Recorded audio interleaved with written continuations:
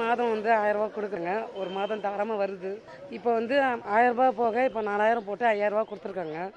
அவங்க 5000 கொடுத்ததுக்கு மிக்க நன்றி. எங்களுக்கு ரொம்ப பேர் இன்பம்.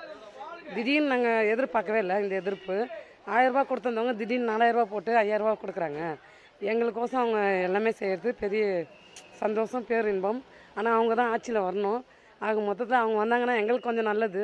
தூய்மை பணியாளருக்கு எல்லாமே செய்கிறாங்க. இன்னமும் மேலே செய்யணும்னு நாங்கள் எதிர்பார்க்குறோம். 1000 மானியம் போடுறது ஐயா கஷ்டத்துக்கு கொடுக்குறாங்க. இப்போ 5000 வந்ததுனால அந்த கஷ்டத்துக்கு கொஞ்சம் பரவாயில்ல. திருப்பி வரவே வரணும். ரேஷன் வாங்குவோம், பையனுக்கு ஃபீஸ் கட்டுறது, வாடகை கொஞ்சம் ஹெல்ப் கட்டுறது, இதெல்லாம் எனக்கு கொஞ்சம் உதவி பண்ணுற மாதிரி தாங்க. மாதம் 1000 ரூபாய் போட்டு அனுப்புகிறீங்க. அந்த 1000 ரூபாய் வச்சு நாங்கள் வந்து சிலிண்டர் வாங்குகிறோம். வீட்டு செலவுக்கு வந்து உபயோகப்படுது. நாங்கள் வந்து எல்லாத்துக்கும் இப்போ 5000 ரூபாய் போட்டுக்கிறீங்க. நீங்களே வரணும்.